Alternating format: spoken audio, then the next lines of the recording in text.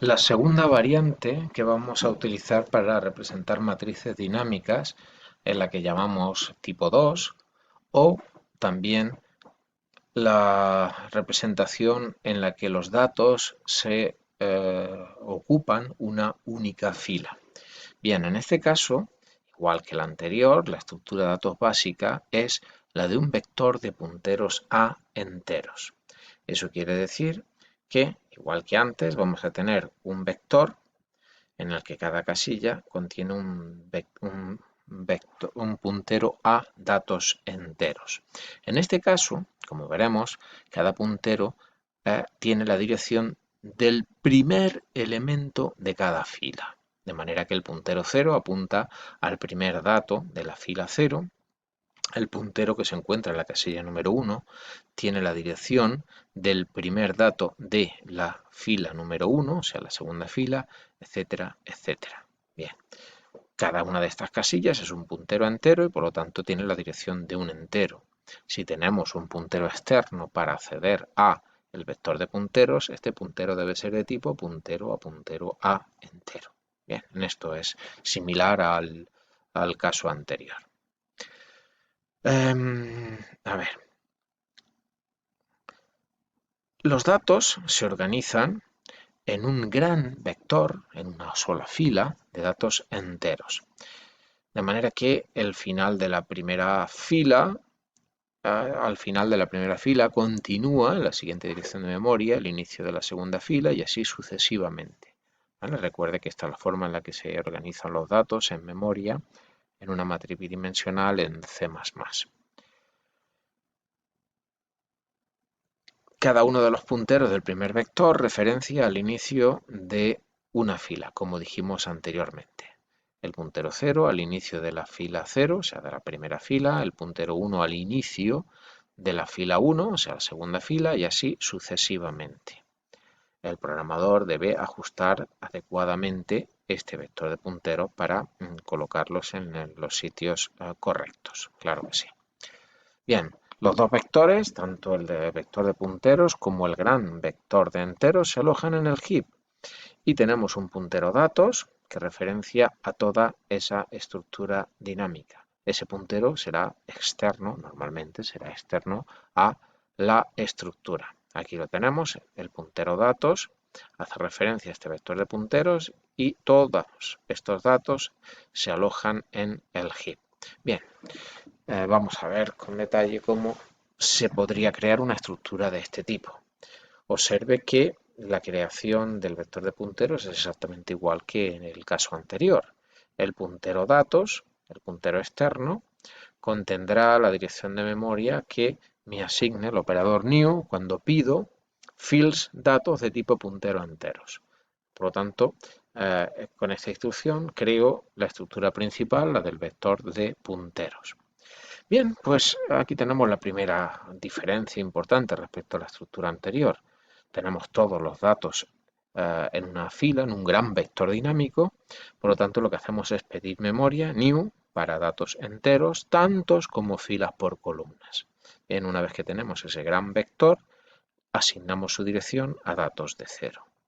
Ahora nos faltaría colocar adecuadamente el resto de los punteros, porque datos de 0 ya está bien colocado. Bien, este sería el caso. Si tengo dos filas y tres columnas, cuando pido memoria para el vector de punteros, obtengo estos dos punteros y ahora la instrucción datos de 0 igual a new int fields por calls me va a hacer, me va a reservar 6 casillas, 2 por 3 son 6, y la casilla 0 apunta al inicio de ese gran vector dinámico. Me faltaría, en este caso solo tengo dos filas, me faltaría por ajustar correctamente este puntero.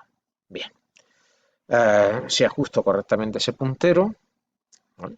Y lo coloco en la casilla número 3, pues ya tengo toda la estructura bien montada. Bien, igual que antes, puedo utilizar la notación de doble punteros para acceder a cada una de las casillas y la explicación es exactamente la misma de antes. Si datos es de tipo puntero a puntero entero, datos de i es un puntero entero. En principio me puedo fijar en este puntero de aquí. Datos de 0 es un puntero.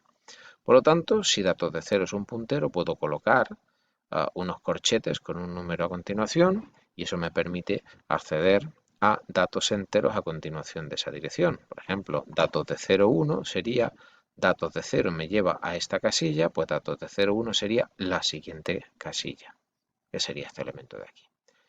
Así que, como puede ver, con esta representación también puedo utilizar la notación de doble corchete, que es la motivación de utilizar estas dos estructuras diferentes para matrices bidimensionales dinámicas. La liberación, igual que la creación ha sido más sencilla, la liberación también es más sencilla. Observe que hicimos dos peticiones de memoria. Aquí está, pedimos un vector de puntero y a continuación ese gran vector dinámico, pues han habido dos peticiones, habrán dos liberaciones. Y como tienen que hacerse en orden inverso a la creación, en primer lugar liberaremos el gran vector dinámico, datos de 0, aquí lo tenemos, y a continuación liberaremos el vector dinámico de punteros. Recuerde, la liberación debe hacerse en orden inversa para evitar utilizar casillas que ya han sido reservadas. En este caso, al hacer el delete del gran vector, liberaríamos toda esta zona y a continuación, al hacer el delete sobre el puntero datos, liberaríamos el vector de punteros, con lo cual ya hemos cumplido nuestro objetivo, que es liberar toda la memoria ocupada.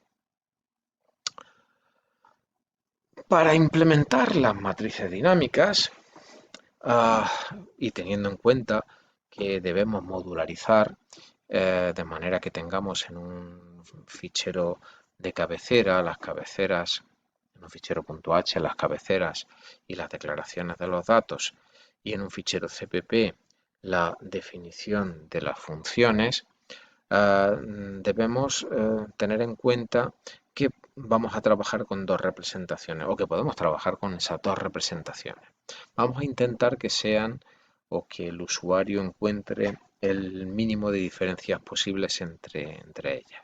Bien, utilizaremos el tipo de dato llamado matriz 2D y, repito, intentaremos que el usuario, si es posible, no tenga conciencia de cuál es la estructura de datos tipo 1 o tipo 2 que estemos utilizando. Bien, para abstraer o para darle un nombre mucho más real y más fácil, más intuitivo, nombraremos el tipo de datos puntero a puntero, asterisco a asterisco, y le llamaremos matriz 2D. Con la instrucción typedef conseguimos este objetivo. En realidad, observe que el puntero externo, el que me lleva a la estructura de datos, es de tipo puntero a puntero entero. Por lo tanto, si yo digo que datos es de tipo matriz 2D, me resulta mucho más intuitivo, más fácil de entender que encontrar una declaración que diga que datos es de tipo puntero a puntero entero. El compilador finalmente interpreta y él ve el tipo matriz 2D como puntero a puntero entero, pero el usuario, el programador, le resulta más cómodo trabajar con esta etiqueta. Bien, ¿cómo conocemos el número de filas y columnas? Ese es un gran problema, veamos. Las funciones que gestionan los datos de matriz 2D tienen que saber cuáles son las dimensiones con las que van a trabajar, claro. Por lo tanto, esas dimensiones las pueden recibir en sendos parámetros. Por ejemplo, cuando creamos una matriz 2D, podemos utilizar una función tal como esta, función que devuelve una matriz 2D. Recuerde que en realidad no devuelve una matriz, lo que devuelve son punteros enteros. Pero bueno, así a primera vista lo parece. Bueno, a la función le pasamos el número de filas y columnas, con lo cual nuestro objetivo es crear una estructura de datos que tiene un vector de punteros con filas casillas y después, pues dependiendo de cuál sea la representación, tendremos calls filas independientes o una gran super fila. Bien, en cualquier caso hay unas preguntas que se nos plantean. ¿Qué ocurre si algún parámetro es negativo? La matriz creada la dejamos vacía. ¿Qué interpretamos como una matriz vacía? Fields y columnas ¿Qué valores cómo proporcionamos esos valores a través de literales, de variables, de constantes? Y si la función modifica alguno de esos valores, pues ya podemos tener un problema. ¿Cómo reflejamos ese hecho en los parámetros reales? Si utilizamos paso por valor, no podemos hacerlo, tendríamos que utilizar referencias. En fin, parece un poco complejo tener una función, o poco útil tener funciones de este tipo. Podríamos modificar la forma de llamar a las funciones, más que llamarlas, la forma de recibir esos valores y trabajar con referencias. Pero imagine que estamos manejando dos matrices.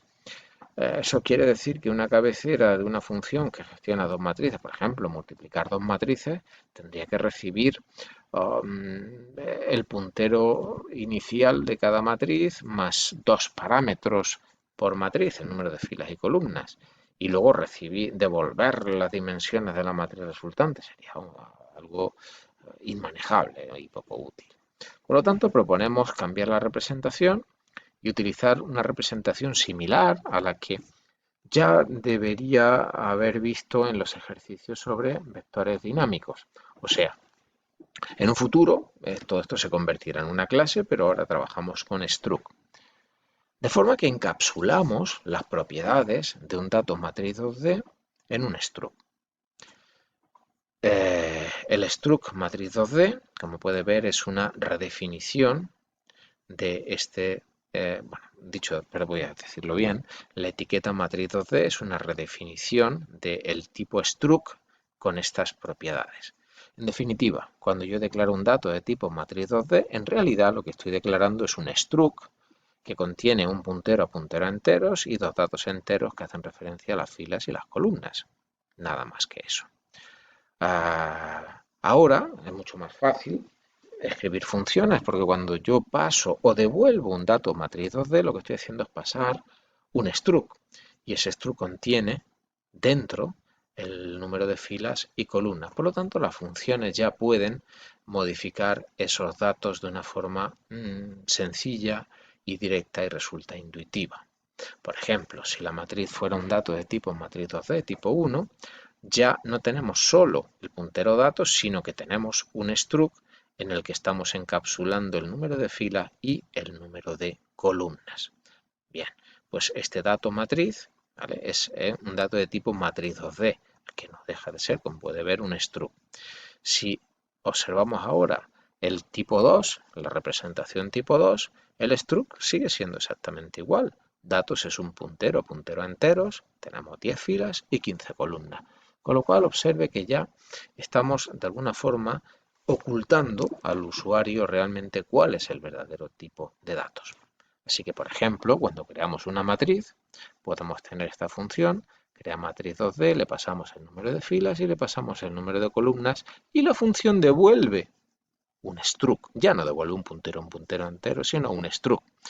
Bien, cuando llamamos a la función, por ejemplo, con estos valores 3, 4, lo que va a ocurrir es que, además de, por supuesto, reservar memoria para las tres punteros, uno por fila, y en cada una de las filas 4 casillas, 4 columnas, el puntero datos es el que nos da acceso a toda la estructura, pero además los campos fields y calls quedan rellenos con los valores suministrados.